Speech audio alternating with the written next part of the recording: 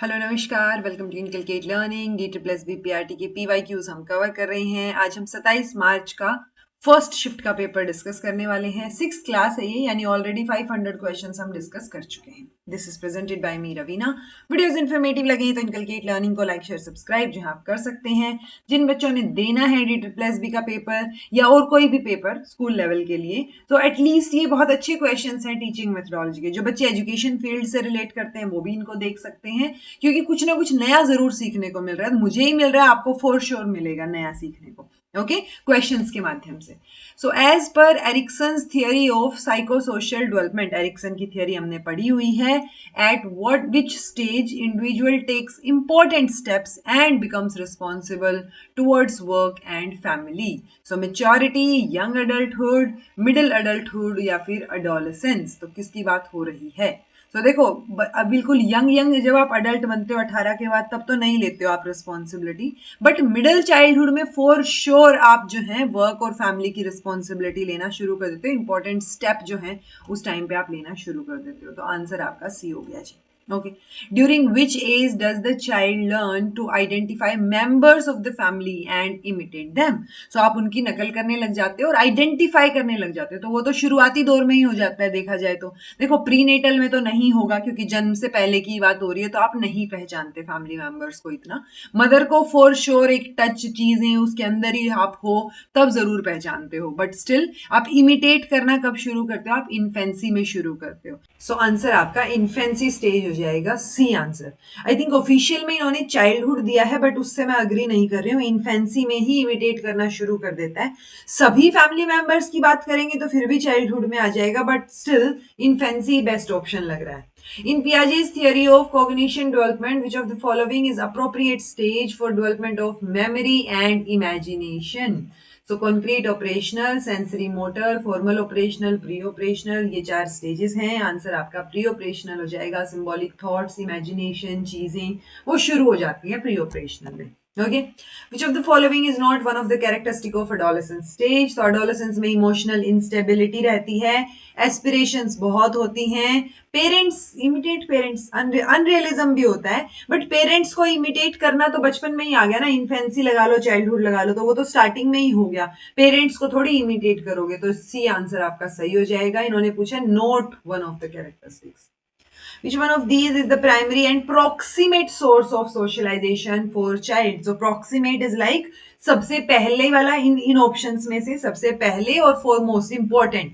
ठीक है, so most important की बात हो रही है। Friend, family, school, playground. Obvious सी बात है, फैमिली ही सबसे प्राइमरी और फर्स्ट जो है सोर्स होता है सोशलाइजेशन के लिए। आंसर आपका बी हो जाएगा।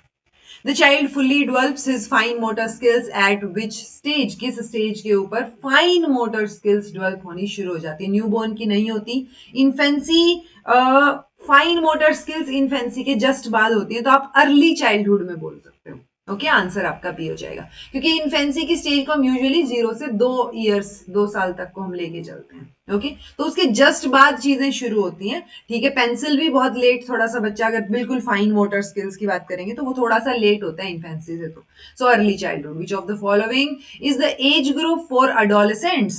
तो देखो, इस ये वाला जो पेपर है इसमें बिल्कुल टू द पॉइंट छोटे छोटे क्वेश्चन हैं। आई थिंक ये जल्दी भी हो जाएगा आपका। सो 12 से 18, 19 से 21, देखो 21 तक तो नहीं है एडोलेसेंट्स, ठीक है, 21 से 24 भी नहीं है, 9 से 12 भी नहीं है, तो 12 से 18 ही आपका एक आंसर बचता है। Which of the following is the basic virtue in the autonomy versus shame in Erickson's theory of psychosocial development? तो जब psychosocial development में एरिक्सन की जो थियरी है उसमें autonomy versus shame, यानी आप खुद कर पाओ चीजें, या तो वो चीजें जैसे होता है ना पोटी ट्रेन करना बच्चे को, तो वो उस टाइम पे या तो खुद कर पाएगा, अदरवाइज वो कॉन्फिडेंस की बजाय उसके अंदर जो है वो शेम वाली चीज आनी शुरू हो जाएगी। सो होप, क्या इसके अंदर जो है बेसिक वर्च्यू है? होप, कॉम्पिटेंसी, पर्पस और आपका विल। तो आंसर आपका विल पावर हो जाएगा। ठीक है, according to cognition mark the odd one related to mental process. So problem solving, knowing, जानना उस चीज को, जज करना या डे ड्रीमिंग करना। सो कोग्निशन में, मेंटल प्रोसेसेस में सबसे अलग आपसे पूछा, आंसर डे ड्रीमिंग हो जाएगा। बाकी सारी चीजें आप सोच समझ के कर रहे हो, जानना किसी चीज को, प्रॉब्लम सोल्व करना, जज करना, बट डे ड्रीमिंग तो इट्स लाइक वो होता है ना कि बिना कुछ सोचे समझे ही आप ड्रीम कर रहे हो, कोई प्रोज कॉन्सिक्वेंसेस कुछ नहीं सोच रहे हो, राइट। सो वो डे ड्रीमिंग चल रहा है ना, उसके अंदर आप मेंटल प्रोसेस में ये चीज सोच रहे हो कि कैसे होंगी चीजें। Okay, which one of the following is not the agent of socialization? So peer group, family, school की बिल्डिंग क्या सोशलाइजेशन करेगी ना, मास मीडिया, बाकी सारी चीजें हैं, तो स्कूल बिल्डिंग जो है आपका आंसर हो जाएगा। According to which psychologist the childhood or stage of life is called latency stage? तो एक स्टेज जो है उसको आप लेटेंसी भी बोल रहे हो, तो लेटेंट स्टेज किस में आती है जी? सिगमंड फ्रूइड में आती है। ओके, तो सिगमंड फ्रूइड ने जो ओरल, एनल, ठीक है, और आपका फैलिक, ठीक है, देन आपका लेटेंट और आपका जेनाइटल, तो ये जो स्टेजेस दी हैं वो आपको ध्यान रखनी है। Which of the following is not the component of cognition? So realism, thought, then आपका language, memory. So memory, thought और आपका लैंग्वेज, ये सारे के सारे कॉग्निशन के कंपोनेंट है, बट रियलिज्म एक तरीके से एक फिलोसफी का पार्ट हो गया, ठीक है, सो वो नहीं होगा जी इसमें कंपोनेंट कॉग्निशन का। Which psychologist introduced the affective domain of learning? Easiest question ever. So कौन है? बेंजामिन ब्लूम, सिम्पसन, आपका क्रोथल और स्पेंसर। आंसर आपका क्रोथल हो जाएगा। ओके, बेंजामिन ब्लूम की वो कंप्लीट हायरार्की है, वो कंप्लीट थियरी है। सो कॉग्निटिव में भी उन्होंने नहीं दिया है, वो ओवरऑल हायरार्की जो तीनों डोमेन्स हैं वो सारी की सारी ब्लूम टेक्सोनॉमी के अंडर आ जाती है। अदरवाइज वो जो हायरार्कीज है तीनों में ही, जैसे हमें पता है साइकोमोटर में आर.एच. डेव ने दी है, अफेक्टिव में क्रोथल आ गए और उसमें एंडरसन और क्रोथल आ गए कॉग्निटिव में।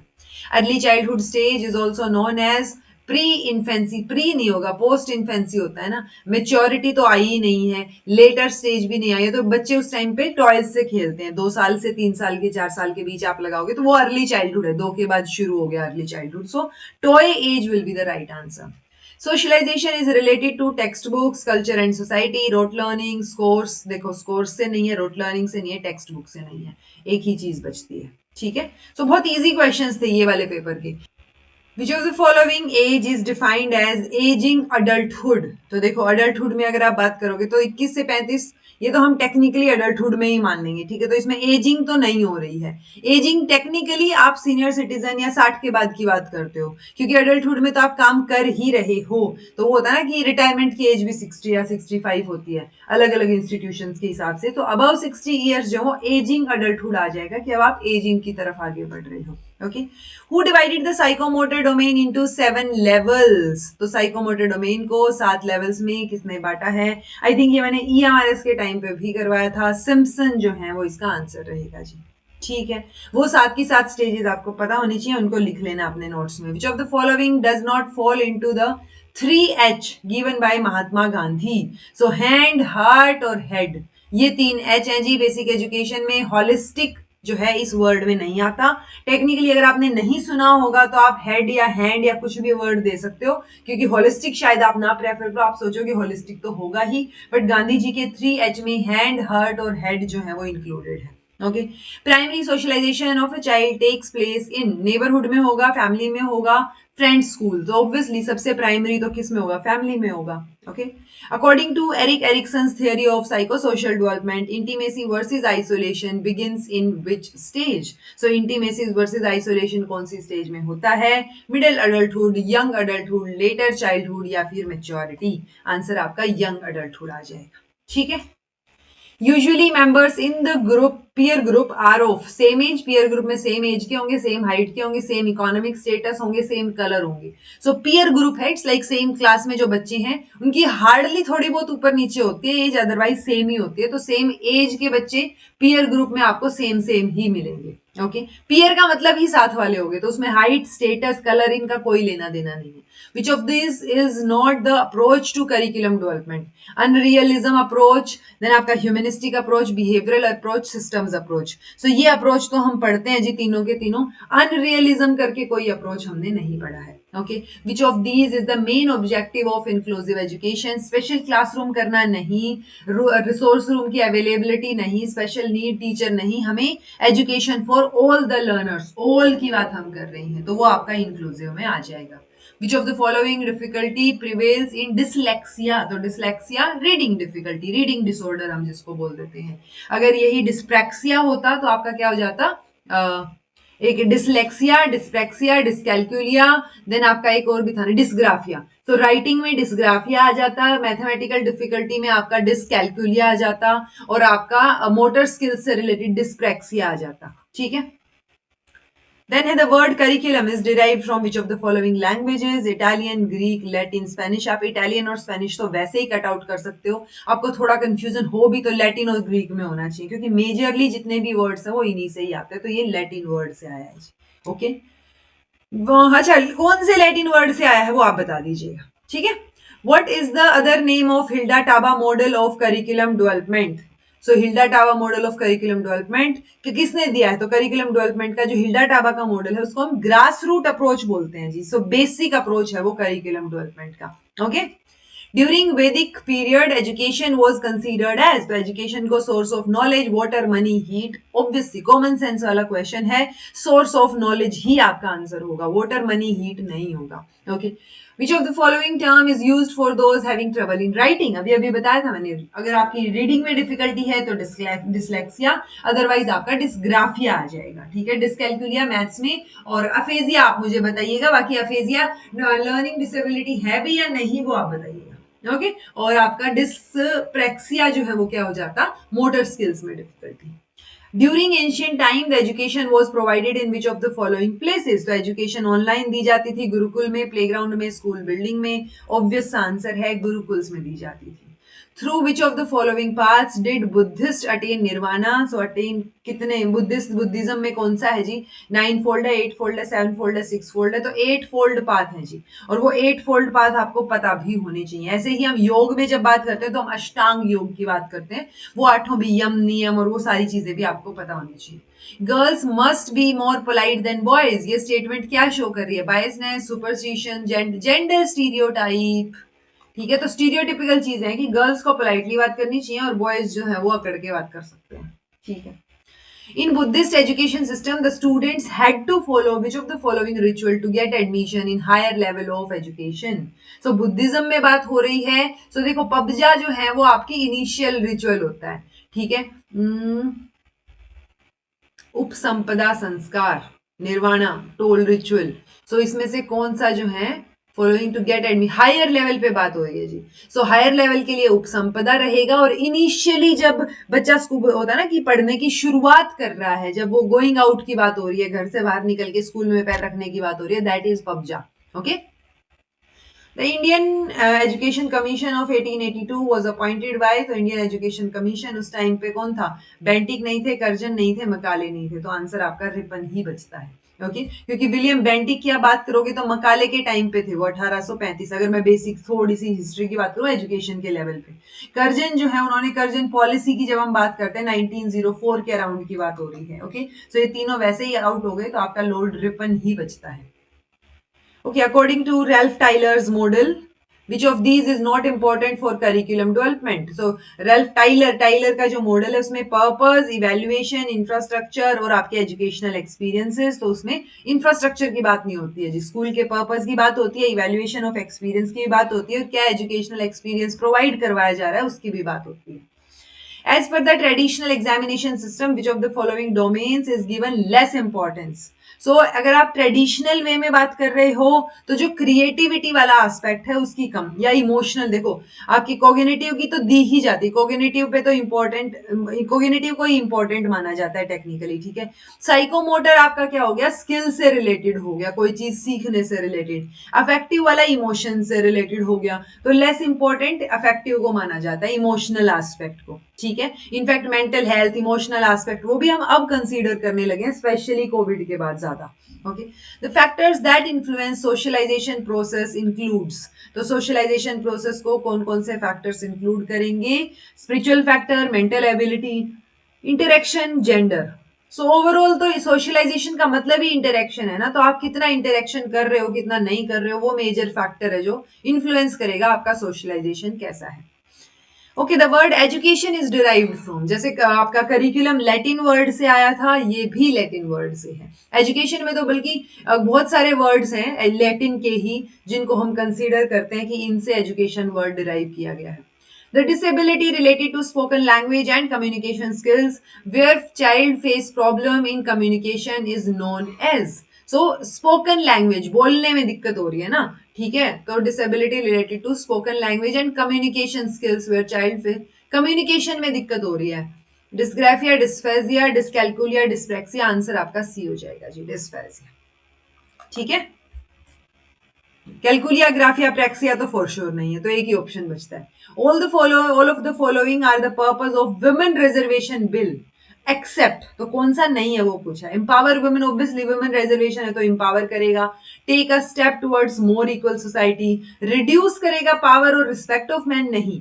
कोई भी वुमेन रिजर्वेशन या वुमेन के लिए जब आप आवाज उठाते हो उसका बाय डिफॉल्ट ये मतलब बिल्कुल नहीं होता है कि आप मैन की रिस्पेक्ट कम कर रहे हो या उसकी पावर रिड्यूस हो रही है, नहीं। हाँ, मोर डाइवर्सिटी जो है वो रिप्रेजेंटेशन में आएगी, रिप्रेजेंटेशन की स्पेलिंग ठीक कीजिएगा। तो आंसर सी हो गया जी, ठीक है। यूजुअली फेमिनिज्म, वुमेन से रिलेटेड जब भी बात आती है तो सब लोग मान लेते हैं कि आप मेल के अगेंस्ट हो, मेल काउंटर पार्ट के, but that's not the case, okay. Which of the following is an important factor of curriculum achievement? Popularity, objective, time, time convention नहीं, टाइम इंटरवेंशन, ठीक है, टाइमली, अच्छा टाइमली कंप्लीशन, फिर तो ठीक है, कंप्लीशन आएगा भाई ये word, timely completion, completion of course, co curricular activities only. So important factor क्या है? ऑब्जेक्टिव है जी करिकुलम डेवलपमेंट के लिए कि आप किस ऑब्जेक्टिव के साथ आगे बढ़ना चाह रहे हो, okay. The structural method of learning a language does not include communication method, idioms, audio lingual method या फिर ग्रामर ट्रांसलेशन मेथड। तो जो स्ट्रक्चरल मेथड है जब आप लैंग्वेज सीख रहे हो तो उस टाइम पे किसको इंक्लूड नहीं किया जाता? तो कम्युनिकेशन मेथड को इंक्लूड नहीं किया जाता, आप बाकी सारी चीजों को इंक्लूड करते हो। Principle of using vowels can be best taught through, तो आप वोवेल्स का यूज करना कैसे सिखा सकते हो? ग्रामर ट्रांसलेशन से, स्ट्रक्चरल अप्रोच से, कम्युनिकेशन अप्रोच से या इंडक्टिव डिडक्टिव अप्रोच से। सो दोनों ही, वोवेल हो या कोई भी एस्पेक्ट हो, इंडक्टिव डिडक्टिव जब दोनों को साथ लेके चल रहे हो वो एक बेटर अप्रोच निकल के आता है, साइंटिफिक अप्रोच की तरह ये काम करेगा। When does the summative assessment takes place? कब लेता है summative assessment? कब होता है? A half before and half after, held after learning, in between, after complete, जब complete हो जाती है end term examination की जब आप बात करते हो तो आप summative की बात करते हो, तो after learning, okay, D answer हो जाएगा। Which of the following language skills are considered as active skills? तो active में listening, writing, speaking, reading, speaking, writing. So लिखना और पढ़ना या लिखना और बोलना हम बोलते हैं ना, तो ये देखो writing और speaking जो है वो आपका बेस्ट आंसर निकल के आएगा, आंसर सी हो जाएगा। The silent way technique is used in which method? तो silent way technique functional method में, inductive deductive में, direct में या फिर structural method में? तो आंसर आपका डायरेक्ट मेथड हो जाएगा, साइलेंट वे टेक्निक, ठीक है। साइलेंट वे टेक्निक क्या होती है वो आप मुझे बताइएगा, कि कुछ अलग है या जो आप पॉजेज लेते हो बीच में पढ़ाने के वो है या कुछ और है। HTML is the link created within which of the following? So HTML web link है, इंटरनेट है, वेब पेजेस हैं या डाटा है? वेब पेजेस, राइट, पेजेस है ना। HTML पे आप पेज, वेब के लेवल पे मतलब इंटरनेट पे आप पेजेस क्रिएट करते हो या वेबसाइट्स भी क्रिएट हो सकती हैं। Which is the most difficult skill of language development? तो मोस्ट डिफिकल्ट क्या है? लिसनिंग, स्पीकिंग, राइटिंग या रीडिंग? तो कौन सा सबसे मुश्किल है? राइटिंग सबसे मुश्किल है जी, आप में लिखने की स्किल डेवलप करना। The mental method of teaching generally includes, तो देखो ये मेंटल मेथड है, वो साइलेंट वे टेक्निक है, तो ऐसे ऐसे क्वेश्चंस इस पेपर में रिपीट हुए हैं। Inductive reasoning, rote learning, mental method of teaching generally includes traditional approach या टेक्स्ट बुक? तो generally includes inductive reasoning, okay. Language is the ability to teach, dictate, communicate, तो लैंग्वेज तो communication के लिए है ना कि कंप्लीशन ऑफ करिकुलम, तो communicate, language is the ability to communicate. The first scale implementation of internet technologies in a complex environment of many independently operated networks was, तो पहला large scale implementation कौन सा था?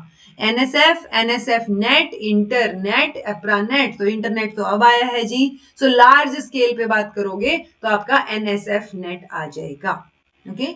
Application of ICT in education includes flash cards on chart, note making, video conferencing, text book. तो देखो text book, notes बनाना, flash cards दिखाना, ये ICT के एप्लीकेशंस नहीं है। एक ही बचा video conferencing. What do you mean by blended learning? दो लोग दो चीजों का मिक्स, तो कॉम्बिनेशन है क्लासरूम और ई लर्निंग का, ठीक है। बाकी तो ऑनलाइन दे दिया, क्लासरूम दे दिया, डिस्टेंस दे दिया, तो सबका कॉम्बिनेशन जो है वो आपका आंसर होगा A. Best school culture will not be driven by, तो best school culture will not be driven by community, staff, parents. तो ये बेस्ट स्कूल कल्चर को रिप्रेजेंट करेंगे, बताएंगे। एंड हाई फीस जो है, अगर फीस हाई है दैट डजंट मीन कि स्कूल का कल्चर बेस्ट है। Okay, which of the following is not the correct way for teaching mathematics at primary level? So कौन सा? रोट लर्निंग कोई तरीका है ही नहीं, मैथमेटिक्स छोड़ो, कोई भी चीज सिखाने का तरीका रोट लर्निंग नहीं होगा।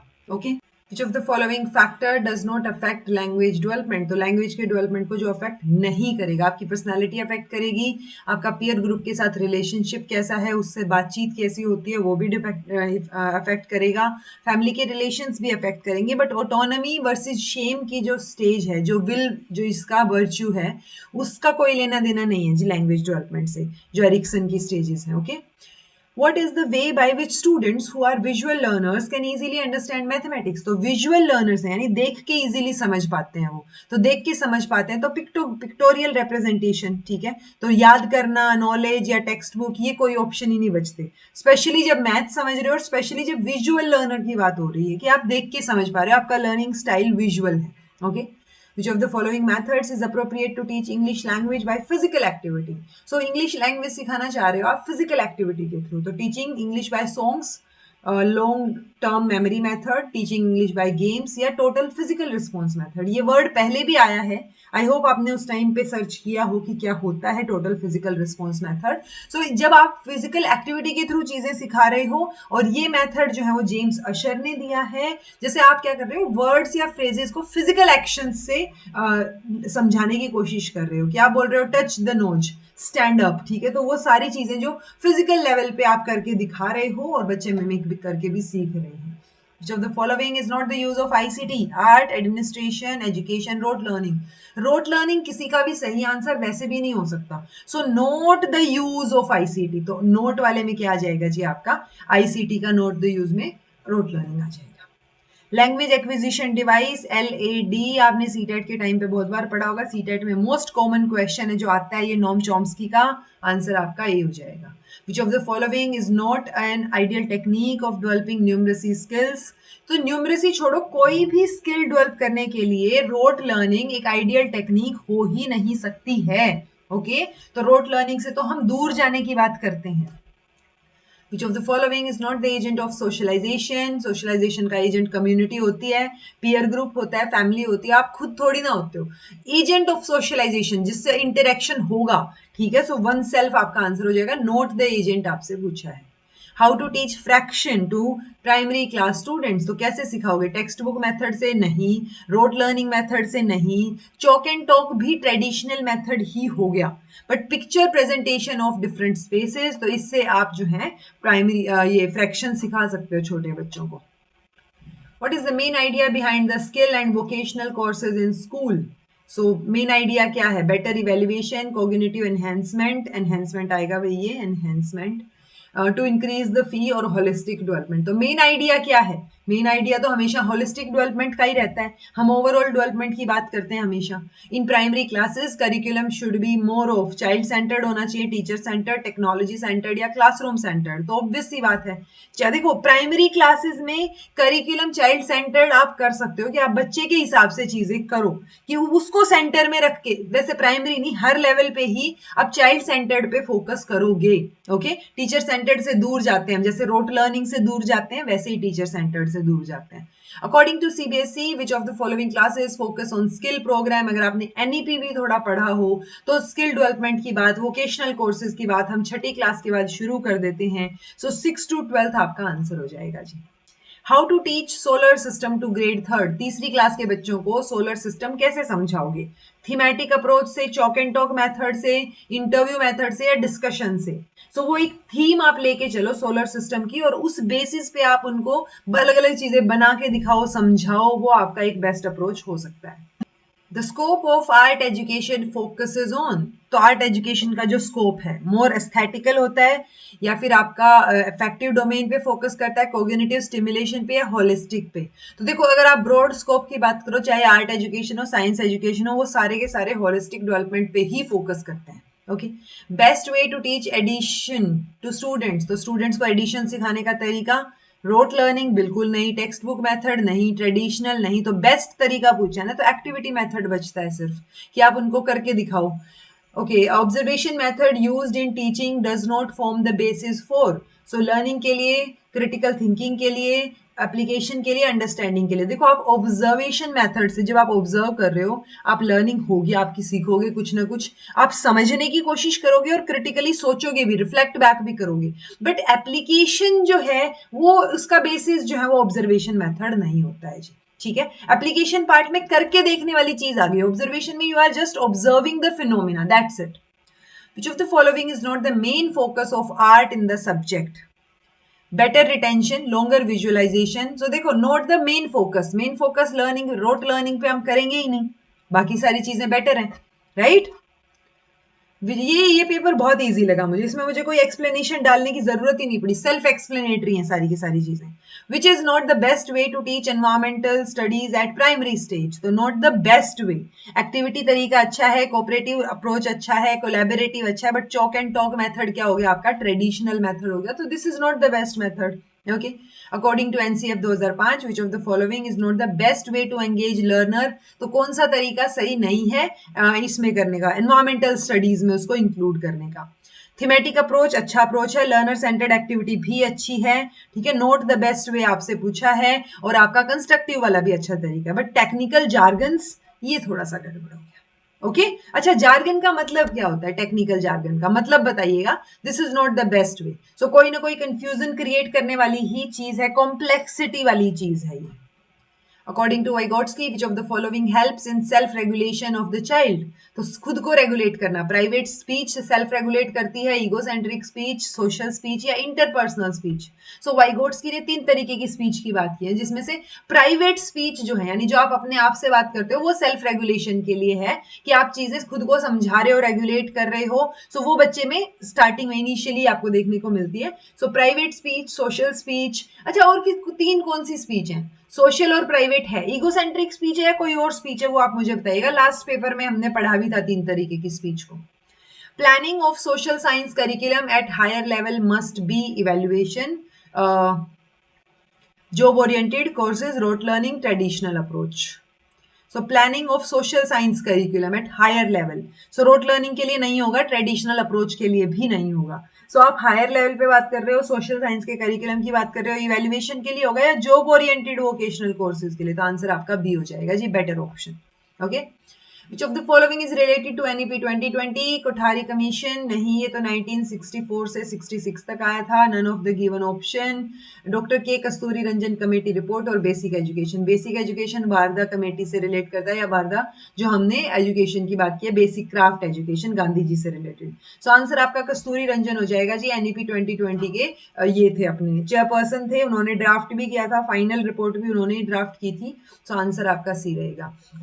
अभी ये 25 अप्रैल या अप्रैल लगा लो, अप्रैल में याद है मुझे, अप्रैल 2025 में जो है इनका निधन हो गया है। सो हो सकता है इनसे रिलेटेड क्वेश्चन अगेन पूछ लिया जाए। Which of the following is not the practical objective of curriculum proposed by NCERT? Practical नहीं है, प्रैक्टिकल रोट मेमोराइजेशन कब से प्रैक्टिकल होने लग गया, तो ऑब्वियसली यही नहीं होगा। लॉजिकल थिंकिंग डेवलप करना, स्किल्स डेवलप करना, अवेयरनेस डेवलप करना, ये सारी चीजें प्रैक्टिकल हैं, बट रोट लर्निंग प्रैक्टिकल नहीं है। If you want to teach parts of plant in classroom, which technique you should follow? So आप प्लांट के पार्ट बताना चाह रहे हो, पावर पॉइंट प्रेजेंटेशन अच्छा तरीका है, चार्ट दिखा दो। ओके आपने पूछा है कि कौन सी टेक्निक आप फॉलो करनी चाहिए, लाइव स्मॉल प्लांट ही दिखा दो, प्लांट के पार्ट्स ड्रॉ कर दो, ऑन ब्लैक बोर्ड लगा लो या कुछ भी लगा लो, ठीक है। सो देखो यूजुअली टीचर क्या करते थे, लाइव ही लाके दिखाते थे, वो एक बेटर ऑप्शन है कि आप ये पत्तियां हैं, ये पेटल्स हैं, ये सेपल्स हैं, वो सारा का सारा पोर्शन आपको बताते रहते थे, ठीक है। कि जो ग्रीन कलर वाली होती है मेजरली वो पेटल्स हो रही हैं, और जो कलरफुल हैं वो जो आपकी सेपल्स में आ जाएंगी, इस तरीके से बताते थे ना कलरफुल वाली चीजें। सो वो बेस्ट टेक्निक तो लाइव ही है, चीजें दिखाना आपके सामने। Which of the following is not a way to promote social skills in school, तो सोशल स्किल प्रमोट करने का तरीका नहीं है। Collaborative learning, play performance, community participate, social exclusion क्या तरीका हुआ? आप सोशली एक्सक्लूड कर रहे हो अगर किसी को, सो वो तो सोशल स्किल सिखाने का कोई तरीका हुआ ही नहीं ना। The new policy regarding vocational and skill program was launched in, तो जो नई पॉलिसी है वोकेशनल और स्किल प्रोग्राम से रिलेटेड वो 2020 में लॉन्च की गई। NEP 2020 भी आप बोल सकते हो। Which of the following helps the most to teach environmental studies at primary level, तो सबसे ज्यादा कौन हेल्प करेगा? क्लासमेट, स्कूल बिल्डिंग, कम्युनिटी या फैमिली? कम्युनिटी पार्टिसिपेशन की बात करते हैं हम हर बार। How can we teach sex education in schools? Not relevant for students through text book only आ गया। टीचिंग बॉयज एंड गर्ल्स आएगा, teaching boys and girls in the same session और उनको अलग अलग पढ़ाना। So sex education same session में साथ में बिठा के पढ़ानी चाहिए, ठीक है, क्योंकि आप सेपरेट कर दो वो तो इंक्लूजन का वैसे ही पार्ट नहीं माना जाता। What is the least effective way here to get the maximum participation of students in school health program? So fun learning activity, orientation, textbook, volunteer program. So least effective तरीका क्या है? Textbook reading है। least effective तरीका पूछा है to get least effective to get maximum participation, तो सबसे कम इफेक्टिव तो टेक्स्ट बुक रीडिंग है। Okay, what is the approximate age of puberty among students? Above नहीं, 18 तक तो प्यूबर्टी कंप्लीट हो लेती है, सो 12 से 19 जो है वो अप्रोक्सीमेट एज मानी जाती है जी। Okay, according to you for child health in school which mode of play you adopt, तो कौन सा अडोप्ट करोगे? Online games, indoor games, outdoor activity? Mix, ठीक है, कभी इंडोर कभी आउटडोर, तो वो मिक्स वाला बेटर रहेगा। ओके, अगर मिक्स नहीं होता तो फिर हम आउटडोर भी प्रेफर कर सकते थे, ऑनलाइन तो फॉर श्योर नहीं होता। School education program does not promote, हाँ, स्टीरियोटाइपिंग प्रमोट नहीं करता school education program. Mental health को प्रमोट करता है, फिजिकल हेल्थ को प्रमोट करता है, सेक्सुअल एजुकेशन को प्रमोट करता है, तो स्टीरियोटाइपिंग को प्रमोट नहीं करेगा। How can we develop socialization among students in circumstances like कोविड-19, तो कैसे प्रमोट करें? Weekly classes for students in school campus, weekly virtual weekly meeting with students, क्योंकि देखो क्लासेस तो आप नहीं करोगे अगर वो होता ना कोविड लाइक सिचुएशन या सर्कमस्टेंस हो गए तो, ठीक है, तो वीकली आप स्कूल कैंपस में नहीं करोगे, ठीक है। Virtual weekly meeting sounds better. Okay, study groups of students can meet after school hours at one of the students residence, तो ये तो कोविड वाली सिचुएशन के लिए ही नहीं हुआ टेक्निकली। वीकली पीटीए अगर आप रख रहे हो तो वो कोविड सिचुएशन में कैसे हेल्प करेगा? सो एक ही ऑप्शन बचता है, वर्चुअल मीटिंग्स, ठीक है। Which is the best time for physical activity in school? Before class work, in between period slots, after class hours और असेंबली टाइम? देखो असेंबली शुरू में ही आप फिजिकल एक्टिविटी या खिला दोगे वो चीज सही नहीं है, क्लास से पहले भी नहीं, क्योंकि सुबह सुबह बच्चे में एनर्जी ज्यादा होती है, तो आप बेटर तरीके से उसको यूटिलाइज करोगे, साइंस मैथ्स इन सब्जेक्ट्स में यूटिलाइज करोगे। आफ्टर क्लास आवर्स बच्चे बिल्कुल ही थक जाएंगे, तो वो भी नहीं, तो इन बिटवीन पीरियड स्लॉट्स होना चाहिए, बीच में कोई पीरियड हो उनका खेलने का। Which of the following is not the way to involve community in school management? तो स्कूल मैनेजमेंट में कम्युनिटी को इन्वॉल्व करने का तरीका नहीं है। Community volunteer participation, give them participation, marginalisation या स्किल डेवलपमेंट प्रोग्राम, तो सारी चीजें सही हैं। देखो मार्जिनलाइज करना, ये आपका पेपर है, पेपर भी लगा लो, जैसे मेरे सामने ये रखा है एक पेपर, अरे ये एक पेपर है, ठीक है, इस पेपर के ये मार्जिन है ना, ये तो ये जो मार्जिन्स हैं ये बिल्कुल पेरिफेरी पे हैं, टेक्निकली मार्जिन्स हम उन्हीं को ही बोलते हैं। सो आप कम्युनिटी को इन्वॉल्व कैसे करोगे अगर आप उसको मार्जिनलाइज कर दोगे? मार्जिनलाइज इज लाइक दूर कर देना, ठीक है, टेक्निकली, तो वो आपका आंसर सी हो जाएगा, it's not the way to involve community. Okay, which of the following is not an outcome of work education? Self reliance, dedication to duty, enhanced performance in class work, respect for manual work. Note the outcome आपसे पूछा है। Okay, हाँ, enhanced performance देखने को मिल सकती है, respect भी बढ़ेगी मैनुअल वर्क के लिए, मैनुअल नहीं सारे तरीके के वर्क के लिए ही बढ़ेगी। नोट द आउटकम पूछा है, so enhanced performance in class work, note the outcome, यानी सेल्फ रिलायंस तो होगा ही, डेडिकेशन भी होगा और रिस्पेक्ट भी होगी। ये फॉर श्योर नहीं है कि एनहेंस्ड परफॉर्मेंस आपको देखने को मिले ही, क्योंकि हम वर्क एजुकेशन की बात कर रहे हैं ना कि class work. Okay, what is the purpose of physical education in schools? Physical development, leisure time, both mental physical development, mental both, दोनों तरीके के डेवलपमेंट की बात हो रही है, ठीक है, ये डेवलपमेंट आएगा भाई, स्पेलिंग ठीक कर लेना। All of the following can be done to nurture positive self concept of a child except tell them that they are lazy and naughty when they behave badly. तो ये पॉजिटिवली नर्चर तो नहीं कर रहे हो आप ऑब्वियसली, ठीक है, नेगेटिवली ही कर रहे हो. Show children that you have faith in their goodness and ability, ये बहुत अच्छी बात है. Set reasonable rules and enforce them with loving kindness, ठीक है. Provide them with all with for success with resources something कुछ आएगा यहाँ. सो ये भी ठीक साउंड कर रहा है, बट आप उनको लेजी और नोटी बोलोगे तो ये तो पॉजिटिवली आप कहीं नहीं सेल्फ कॉन्सेप्ट को उनके को बढ़ा रहे, ठीक है. Which of the following is not the meaning of identity? Beliefs of a person, उसके thoughts, उसकी sense की वो क्या है, but economic status उसकी कोई identity को show नहीं करता है. Which of the following can enable the children to discover their real interest and aptitudes, which would be helpful to them in selecting suitable courses of study and occupations later on? So इनमें से कौन सा जो है work education ही रहेगा, ताकि वो better तरीके से अपने इंटरेस्ट और चीजें समझ पाएं.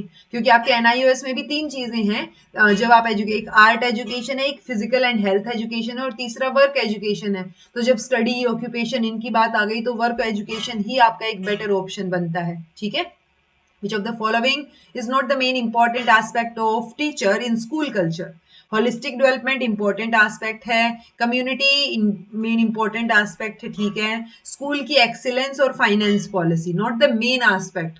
सो फाइनेंस पॉलिसी ही डिफरेंट है, एक फाइनेंसिस की बात पे आ गए आप. Work education in curriculum leads to holistic development, affective cognition या फिर साइकोमोटर. तो आंसर होलिस्टिक ही रहेगा ऐसे क्वेश्चंस में. In case a student is not performing well, what should a teacher do? क्या करना चाहिए? काउंसलिंग करनी चाहिए. नॉट गिव इंपॉर्टेंस, इंपॉर्टेंस नहीं दोगे वो तो गलत है. डिलीट द डिफिकल्ट चैप्टर्स, ये भी गलत है. गिव लेस होमवर्क, ये भी गलत है. आप उसकी काउंसलिंग करो कि क्या दिक्कत हो रही है. Which criteria should not be adopted for selection of activities under work education? तो कौन सा क्राइटेरिया नहीं होना चाहिए? मैनुअल वर्क कितना करा रहे हो वो एज पे भी डिपेंड करेगा. Mental ability, so should not, ये कोई activity selection of activity adopted for selection for activity. So performance in class जो है वो नहीं होना चाहिए जी, कि क्लास में जिसकी परफॉर्मेंस ज्यादा है वही वर्क एजुकेशन में जाएगा या वाइस वर्सा, वो चीज नहीं होनी चाहिए. The concept in service education या training of teacher does not include incentives for extra effort, using stagnant teaching aids और आपका स्किल अपग्रेडेशन और वर्कशॉप. तो देखो जब आप इन सर्विस की बात करते हो आप वर्कशॉप्स भी लगाते हो, स्किल अपग्रेडेशन की भी बात करते हो और आप इंसेंटिव्स की भी बात करते हो कई बार, बट उसमें स्टैग्नेंट टीचिंग एड्स का नहीं आता कि आप जो स्टैग्नेंट टीचिंग एड्स है वो यूज करो. ओके, स्टैग्नेंट इज लाइक जो बोरिंग हो चुकी है, सेम वही चीज ट्रेडिशनली यूज होती आ रही है वो आप यूज करो. Which of the following is not the criteria for effective implementation of work education in school? तो कौन सा क्राइटेरिया नहीं है वर्क एजुकेशन इंप्लीमेंट करने का effectively? Teacher orientation, selection of activity at instant, scheme of the year और available fund. तो कौन सा क्राइटेरिया नहीं है? तो आपका एक्टिविटी को इंस्टेंटली सिलेक्ट करना एक क्राइटेरिया नहीं है, क्योंकि उससे इफेक्टिव इंप्लीमेंटेशन देखने को नहीं मिलेगा. Last question for this class, easy question है क्योंकि ये वालों में मुझे एक्सप्लेनेशन नहीं डालनी पड़ी तो बहुत जल्दी जल्दी हो गया ये question. Which of the following criteria should not be adopted during committee formation in school health system? So कौन सा क्राइटेरिया नहीं होना चाहिए? शुड नॉट बी अडॉप्टेड जब आप कमेटी फॉर्मेशन कर रहे हो स्कूल हेल्थ के लिए. मेडिकल स्टाफ देखोगे आप, इंक्लूसिव पार्टिसिपेशन देखोगे, टीचर देखो, जेंडर थोड़ी ना देखोगे बच्चों का, ऑब्वियस है ना, ठीक है. ये हो गए जी आपकी 6th क्लास और 600 क्वेश्चंस हमने कंप्लीट कर लिए हैं. धीरे धीरे और भी बहुत सारे क्वेश्चंस हो जाएंगे, आपको मॉक टेस्ट की भी जरूरत नहीं पड़ेगी. इन्हीं क्वेश्चंस को बार बार प्रैक्टिस कर लीजिएगा. This was all about today. Thank you so much for watching. Be happy, keep smiling, subscribe to inculcate learning. Happy new year to all of you and be happy, keep smiling.